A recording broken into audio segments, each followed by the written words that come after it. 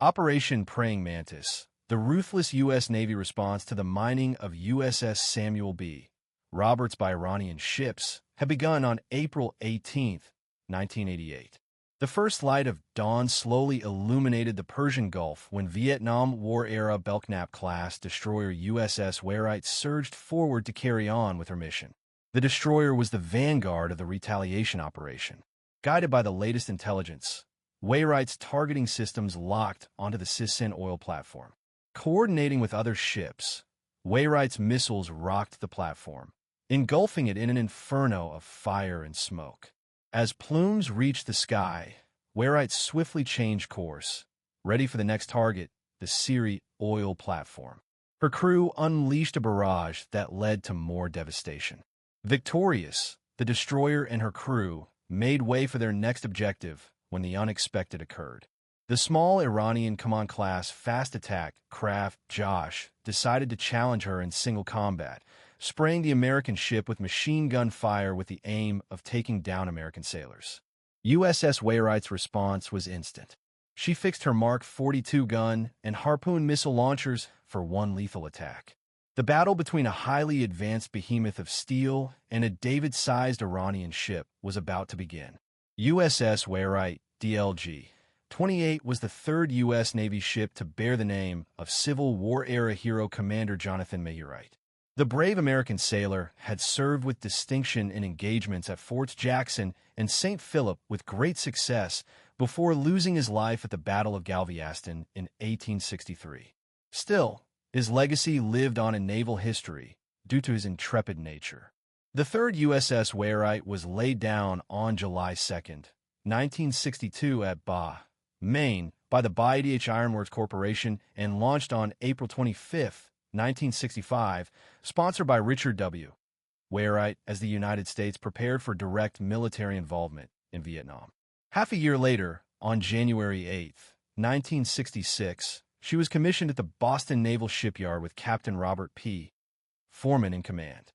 USS Wainwright was a Belknap-class cruiser, a class of single-ended guided missile cruisers that, unlike double-ended missile cruisers, had its missile armament only installed forward. When commissioned, the Belknap-class's main armament included a 5-54 caliber Mark 42 gun mounted on the quarterdeck and a twin-rail rim, 2 Terrier Mark 10 launcher on the foredeck with over 40 SN-2 ER missiles. Wainwright's Mark 10 missile launcher could also launch 20 RUR, 5 ASROC all-weather, all-conditions anti-submarine missiles without an additional Mark 112 ASROC launcher. As decades passed, the armament would be revamped, including 2 Phalanx automated gun-based closing weapon systems, 2 Mark 46 torpedo launchers, and 2 Harpoon missile launchers. The Phalanx closing weapon system was a state-of-the-art automated defense system designed specifically for anti-ship missiles and aircraft threats. It comprised a radar-controlled Gatling gun that rapidly fired armor-piercing rounds at any upcoming threat. Wayne's propulsion system comprised 4 1,200 lb per square inch boilers, 2 geared steam turbines, and 2 shafts providing over 85,000 horsepower. This allowed the ship to reach a top speed of over 32 knots. The Belknap-class cruiser was also equipped with sophisticated and /SBS 10 surface search radar and /SBS 48 3D air search radar and /SBS 49 2D air search radar and 2 and /SPG 55 Terrier missile fire control radars, providing the vessel with constant eyes in the skies and the depths below to affront any upcoming danger. Following her commission under Captain Foreman, USS Wainwright departed for her shakedown cruise, testing her missiles and sonar in the Atlantic. She fired her main gun at Cowra Island and launched several Terrier missiles. In April 1967, she transited the Panama Canal and arrived in San Diego, California, before leaving for Pearl Harbor. Wainwright then made her way across the Pacific, bound for Southeast Asia, to support the American troops fighting the Communist forces in Vietnam. On June 6, 1967, USS Wainwright arrived in the Gulf of Tonkin to begin her first tour in Vietnam. She took Positive Identification Radar Advisory Zone, or PERS, duties from USS Long Beach and began operating in the Gulf, maintaining visual surveillance and radar to identify hostile aircraft near the coasts. This job kept the vessel in the same spot for a long time, serving as a reference point for friendly strike aircraft flying above it, bound to attack targets ashore. USS Wainwright's duties also provided help to search and rescue helicopters, which also used her as a base for takeoff.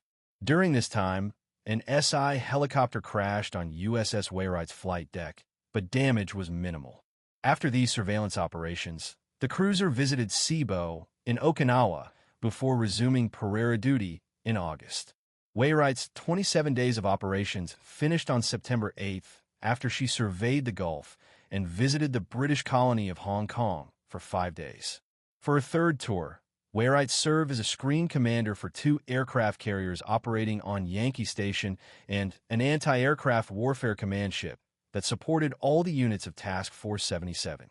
On September 28, 1967, USS Wainwright and her crew completed their final assignment in Vietnam and departed the combat zone in Southeast Asia. Starting in 1968 in Charleston, USS Wainwright swiftly transitioned to her role as a school ship for the destroyer school in Newport. After a brief return to Charleston, her operations spanned rugby match exercises to increase her readiness in the West Indies. Transiting the Panama Canal in late June 1968, months after the launch of North Vietnam's unexpected Tet Offensive, USS Wainwright visited strategic waypoints such as Pearl Harbor, Guam, and Subi Bay en route to her combat duty station in Indochina. Stationed once again on PERS duty, Wainwright survived a typhoon and returned promptly to her post despite the unexpected attack from Mother Nature. Relieved in mid-September, she embarked on a series of port visits, a global testament to American military might. Resuming pier duty in late October 1968, USS Wainwright effectively controlled the airspace over the Gulf of Tonkin. In January 1969, Wainwright began her final tour of duty as a PERS ship, showcasing her persistence in such an important role. The voyage home took her through the Philippines, Subi Bay, in a trans-Pacific journey marked by stops in Sydney, Auckland, and Phuket. Returning to Charleston in February, she entered a period of inspections before embarking on dynamic exercises, including a presidential sea power demonstration and participation in Exotic Dancer and Spark Plug exercises. In August, she underwent her first regular overhaul at the Charleston Naval Shipyard, a testament to her enduring service in the U.S. Navy. After resuming operational status in February 1970, USS Wainwright engaged in rigorous training off the coasts of Florida and Virginia.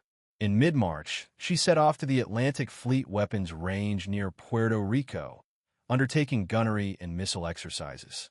In late April, Wainwright received orders to intercept 3 Haitian Coast Guard vessels, fleeing an unsuccessful coup. While encountering one vessel near Guantanamo Bay, she stood guard as American officials boarded the vessels peacefully to defuse the situation. Later, Wainwright escorted the 2 remaining ships back to Guantanamo. A different mission arose in May 1970 when she set out to intercept a Soviet task group. Engaging 2 Russian ships, including a guided missile cruiser and destroyer, she witnessed the arrival of 2 submarines, an oiler and a submarine tender. Together, they entered port at San Fuego, Cuba, marking a significant diplomatic encounter reminiscent of the 1962 missile crisis. Following this period, Wainwright returned to Guantanamo Bay for more training. In June, she moored at Charleston for 2 months of essential upkeep and training, gearing up for her imminent deployment to the Far East as part of President Nixon's policy of Vietnamization. Embarking on her 3rd and final deployment to Indochina in August, Wainwright transited via the Panama Canal and Pearl Harbor, arriving in Yokosuka, Japan, by September 1970. Over the next 2 months, she conducted operations in Japanese waters, focusing on bilateral ASW exercises in the Sea of Japan alongside Japanese maritime self-defense force units. Periodic stops in Yokosuka and Cibo provided moments of respite and maintenance. In early November, USS Warite headed to the Taiwan Strait to reach the familiar waters of the Gulf of Tonkin for her last tour of duty in Vietnam before the conflict ended. In the early hours of November 21st, 1970, USS Warite took part in one of the greatest special operations deceptions in modern warfare to assist the Army and Air Force in rescuing American prisoners of war from Sai in North Vietnam. Seabird radar on board the USS Warite and the Navy's Air Traffic Control Station Red Crown would monitor all aircraft over the Gulf of Tonkin. Any ship equipped with an TDS could selectively monitor any activity in real time with updates from each new sweep of the Way's radar antenna. Over more than 2 hours, Warite's radar controllers tracked unprecedented numbers of blacked-out and radio-silenced Navy and Air Force aircraft that flew multiple paths overland north of Hainan and over the Gulf of Tonkin. These paths, or tracks, had time and altitude separations, but the aircraft crossed each other in congested locations, always paying attention to monitor coded altitude data squawked by each aircraft's IFFF, or identification friend or foe, transmitter. Thanks to Warite's Perez coverage, the assets deployed for the operation had complete access to the entire region from the Gulf of Tonkin to the mountains that went beyond the Black River of North Vietnam. The Navy could track aircraft in real time as they flew across the skies from one point to another. As if that was not enough, the Navy could also monitor and listen to radio frequencies from both friendly and hostile aircraft. All these data were displayed on screens that allowed the U.S. to provide timely inputs on enemy NVA responses to attacks. While the Navy and Air Force took over the skies to distract the enemy with the info provided by Warite, the Army launched a raiding force of 6 helicopters, 2 large support aircraft, and 5 small attack aircraft from Thailand in the early hours of November 20th, 1970, bound for the Sun Thai prison camp. The diversion conducted by the aircraft, led by Warite, was a complete success. Still, the ground operation was not triumphant at all. The Green Berets discovered the PS had been evacuated beforehand. Nevertheless, the Santai raid proved what the branches of the U.S. Armed Forces could achieve by working together, laying the groundwork for future joint forces operations. On November 14, 1970, Warite relieved USS Juet on Perz Station as the American Air Coordinator in the northern part of the Gulf. Shortly after, the reliable cruiser was relieved by USS Chicago. Still, Warite kept the role of the coordinator ship designated for the North S. She navigated between the North and South S stations for nearly a month, participating in Operation Beacon Tower in mid-December. The 3-day exercise increased the preparedness of U.S. Navy vessels in the Gulf of Tonkin against NBA air and surface threats. On December 16th, Warite departed the combat zone, setting course for Singapore, where she stayed to celebrate Christmas. She then headed for the Philippines, reaching Subi Bay on December 29th. Warite left the Philippines on January 4th, 1971, bound for Hong Kong. Following a 4-day visit, she left the British colony en route to the Gulf of Tonkin for 2 intense weeks of operations. Throughout the year, Warite participated in more training exercises in the Atlantic and conducted patrols in South America, the Caribbean, and Africa. In January 1972, the cruiser underwent a conversion process before a tour of the Mediterranean Sea. In December, the ship's crew visited Roa, Spain, before venturing into the Mediterranean, where she conducted anti-ship and anti-air warfare exercises with Allied vessels. While conducting these exercises in Greek waters, USS Warite successfully tracked, contacted, and identified 4 Soviet submarines despite the communist efforts to evade contact with NATO vessels. After her successful European tours, Warite returned to the U.S. and underwent an overhaul. In March 1975, she became the first American ship to visit Romania in over 50 years. On April 18, 1988, USS Warite played a pivotal role in Operation Praying Mantis, a retaliatory action by U.S. Navy forces in response to the Iranian mining of USS Samuel B. Roberts. This guided missile frigate was patrolling the Persian Gulf before the incident. This mining of a U.S. ship, which occurred on April 14th, was taken as a direct threat to America's Operation Earnest Will, whose purpose was to safeguard reflagged Kuwaiti oil tankers from Iranian attacks in the Persian Gulf. In the aftermath of the incident, U.S. Navy divers located additional mines in the vicinity with their serial numbers linking them to those previously confiscated from the Iranian Air Force in September 1987. The American naval response was swift. An immediate counteroffensive was born to avenge USS Samuel B. Roberts' Operation Praying Mantis, which turned out to be the largest service action for American forces since World War II ended. On April 18, 1988, a coalition of service warships, complemented by aircraft from USS Enterprise, executed the operation.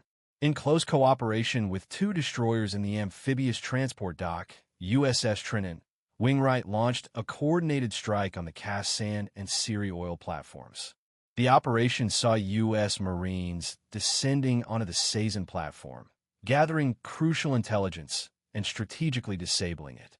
In response, Iran dispatched Bakamar speedboats to launch attacks across the Persian Gulf. An American A-6 intruder aircraft from VA-95 targeted the speedboats, sinking one and inflicting damage on several others. The intensity escalated further as Iranian command class fast attack craft Jashan challenged Wainwright. It launched a Harpoon missile, prompting Wainwright to retaliate with 4 Standard missiles. Additional strikes from USS Bagley culminated in the destruction of Jashan. The Iranian frigate Sahand then entered the Freya, taking the fight to elements of another American service group. In an exchange of missiles, Sahand was inevitably sunk against the superior naval power of the American ships, leading to another victory for U.S. Navy forces. Operation Praying Mantis resulted in the sinking of 2 Iranian warships and up to 6 armed speedboats. It also marked the first ever surface-to-surface missile engagement in U.S. Navy history. This decisive operation compelled Iran to agree to a ceasefire with Iraq later that summer, putting an end to the 8-year-long conflict between both nations. Wainwright was decommissioned on November 10, 1992, and remained in the reserve fleet for almost a decade. In June 2002, the British Royal Navy used her as a live-fire target. She was struck by 2 Harpoon missiles fired from HMS Richmond. The missiles did not put her down, and Wainwright remained afloat during the night. The next day, she was struck by a spearfish torpedo fired from the submarine HMS Tireless, striking the bow. Shortly after, American aircraft made a strafing run, severely damaging her before she was ultimately sent to the depths with explosive charges. During the last years of the Cold War, another significant conflict was brewing. As tensions rose in the Middle East in the 1980s and early 1990s, the Western world, led by the United States, prepared for the worst. It was during this time that the old but still reliable Iowa-class sister battleships, Wisconsin and Missouri, were brought back from stagnation and upgraded to serve in modern times. The World War II veteran ships were ready to serve just in time for Operation Desert Shield, launched after dictator Saddam Hussein stormed into Kuwait in August of 1990 and refused to capitulate. The mighty battleships would show the world what they were capable of during the now-called Operation Desert Storm. As an allied Saudi commander put it after witnessing the might of the U.S. battleships against Iraqi defenses, quote, "I wish we had a battleship in our Navy." Without provocation or warning, Iraq invaded Kuwait in the early morning of August 2, 1990. A powerful force of tanks and soldiers seized the tiny oil-rich country, and the invader troops lined up along the border with Saudi Arabia. Within a matter of days, Operation Desert Shield was launched, and American troops were sent to their allied country to protect the nation from potential attacks. On August 6th, the Security Council of the United Nations imposed financial sanctions against the perpetrators, as well as a trade embargo. In addition, the use of force by naval units in the Persian Gulf was authorized. In the words of President George Bush just 2 days later, quote, "After perhaps unparalleled international consultation and exhausting every alternative, it became necessary to take this action." Saddam Hussein had previously assured their neighboring countries that there would be no invasion, but hours later, Iraq occupied Kuwait. President Bush then declared, quote, There is no justification whatsoever for this outrageous and brutal act of aggression. The president also claimed that acquiring territory by force and establishing puppet regimes was unacceptable. The United States vehemently pressed for the unconditional surrender of Iraq and the immediate withdrawal of their forces, as well as the restoration of Kuwait's legitimate government. Addressing a joint session of Congress, Bush warned that Hussein should not be allowed to cede control of crucial oil reserves in the region. Consequently, Allied forces in the Middle East were doubled. By late November, the Security Council set an ultimatum to Iraqi troops. If they didn't yield by January 15, 1991, the 28 Allied nations were to employ, quote, all necessary means to expel the trespassers. Days before the evacuation deadline, U.S. Secretary of State James Baker met with the Iraqi Foreign Minister in Geneva. But every attempt at a peaceful resolution was futile. By January 12th, the House of Representatives and the Senate conferred the president the right to use military force.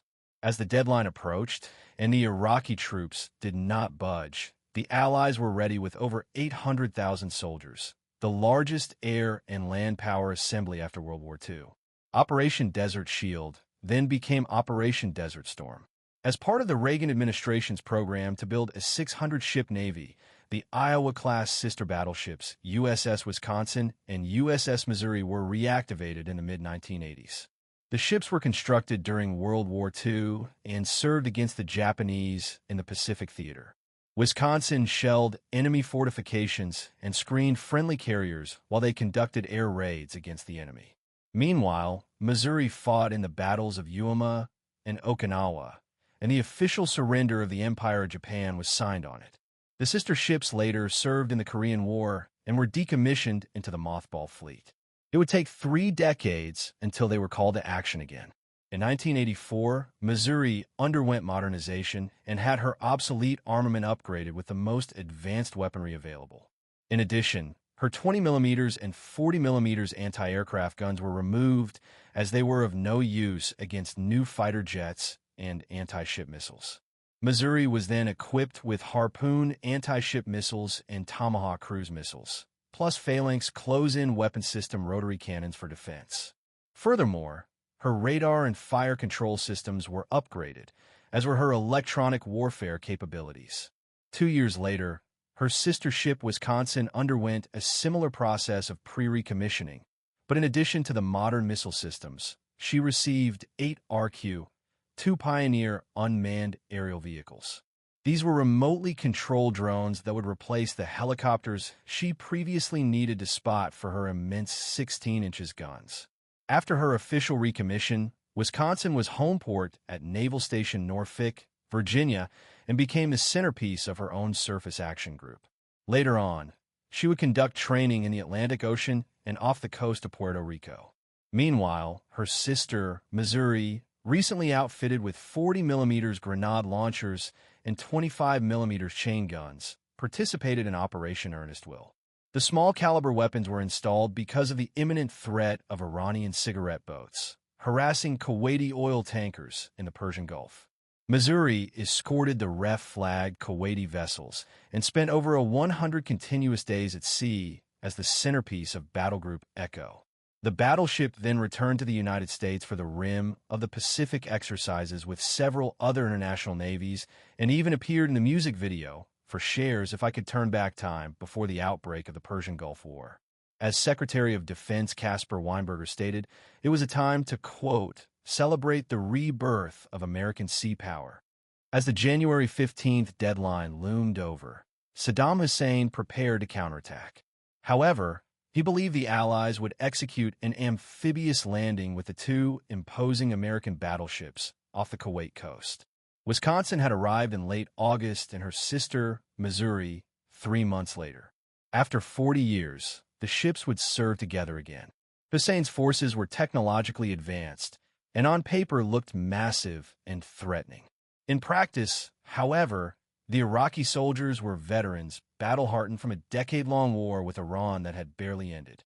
At 1:40 a.m. on January 17, 1991, Missouri fired her first Tomahawk missile. Over the next 5 days, she would fire 27 more at Iraqi targets. Meanwhile, Wisconsin was the Tomahawk land attack missile strike commander for the Persian Gulf and directed the sequence of launches that launched Operation Desert Storm, firing 24 Tomahawks in the first 2 days. Wisconsin was also responsible for the local anti-surface warfare coordination in the northernmost part of the Gulf, and the coalition aimed to destroy the Iraqi troops and underscore their military and civilian infrastructure. On January 29th, Frigate Kurtz led Missouri to the north by using an advanced mine avoidance sonar. During her first naval gunfire support engagement, the battleship shelled an Iraqi command and control bunker near the border with Saudi Arabia with her 16-inch guns. Then, on the night of February 3rd, Missouri bombarded the invaders' beach defenses in Kuwait and fired 112 rounds until she was relieved by her sister battleship 3 days later. Wisconsin had answered the call for gunfire support and was escorted by Nicholas. She then fired 11 shells across 19 miles and destroyed an artillery battery in South Kuwait. The following day, she used one of her drones as a spotter for the first time in combat and pounded a communications compound. She fired 24 shells at Iraqi positions, including artillery sites, missile facilities, and electronic warfare sites along the coast. In addition, she targeted naval sites and fired 50 rounds, damaging or sinking 15 Iraqi ships and destroying several piers. 2 days later, Wisconsin blasted bunkers and other sites and assaulted enemy troops near Kafri after Saudi and Qatari forces ousted the Iraqis from the city. Then, on the 11th and 12th, Missouri fired 60 more rounds off Kafshi and headed to Falaka Island. By February 21st, Wisconsin had learned from one of her drones that a command post was being resupplied and launched an attack. The sisters then alternated positions, softening defenses along the coastline for a potential amphibious assault. As part of a hybrid landing feint on the 23rd, Missouri fired over 130 more rounds against the Kuwaiti shore. Attracting the attention of the enemy, the Iraqis fired 2 HY-2 Silkworm missiles back. One of them missed, and a friendly Sea Dart missile intercepted the second one from destroyer HMS Gloucester. The sisters then turned their guns to the island and supported the coalition ground offensive. The diversionary tactic sought to trick the enemy into believing there would be an amphibious invasion. When Missouri finished her shelling on Iraqi defensive positions, Wisconsin deployed her Pioneer drone and flew it low over the enemy. Then, as the frightened enemies witnessed the power of the battleship's guns, they waved white flags.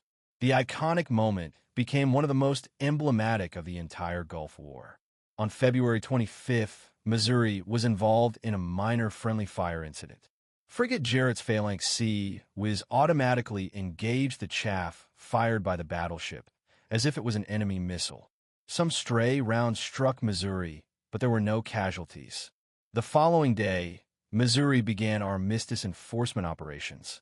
By February 28th, President Bush had ended hostilities. By then, the sister battleships had delivered over 1 million pounds of ordnance on enemy targets. Wisconsin launched her last salvo on the last gunfire support mission of the war, therefore becoming the last battleship in history to see action. The battleships returned home in late March. Soon after, as the Soviet threat collapsed, all remaining battleships were taken out of service. Wisconsin was decommissioned in late September 1991 after serving 14 years, while Missouri was decommissioned on March 31st, 1992 after 16 years of service. The sister battleships received numerous awards for their service in 3 wars, and both were donated for use as museum ships where they could be visited, remembered, and honored to this day.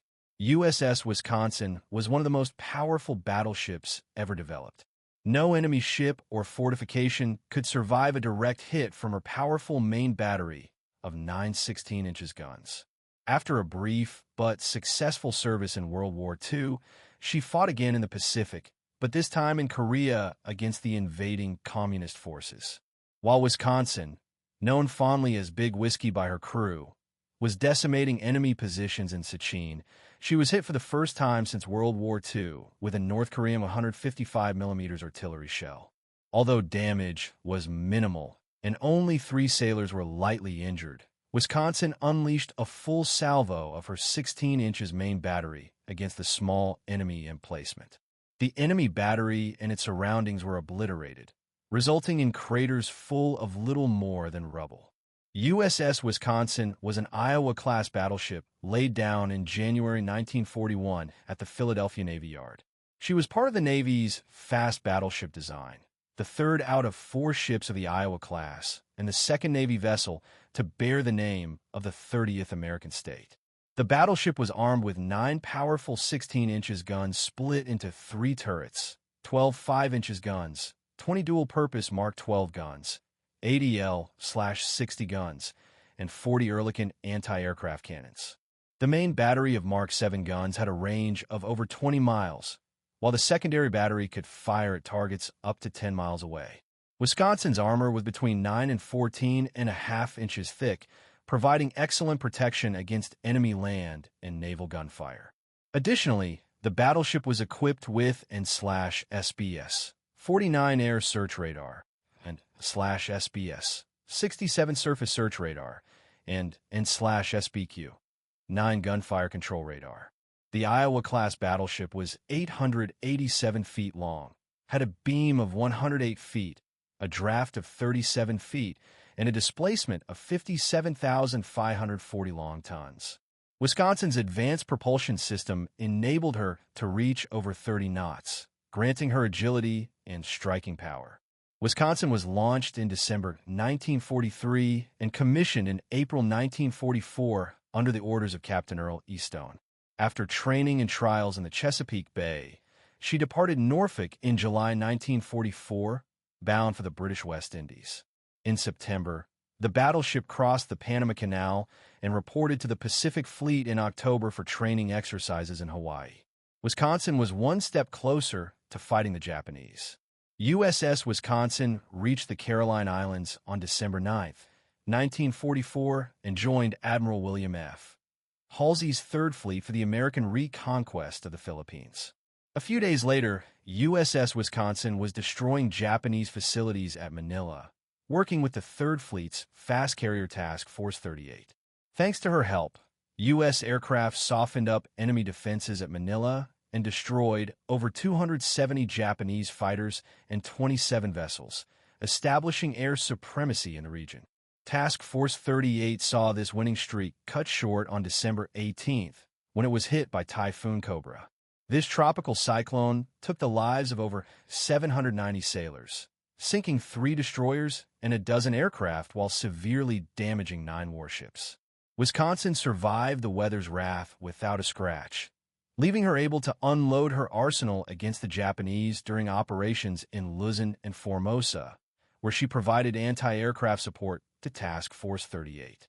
These operations lasted the first weeks of January 1945 and resulted in the loss of more than 40 Japanese ships and dozens of facilities, decimating Japanese influence in the Pacific. Wisconsin was assigned to the Fifth Fleet in February when Admiral Raymond Bruins relieved Admiral Halley.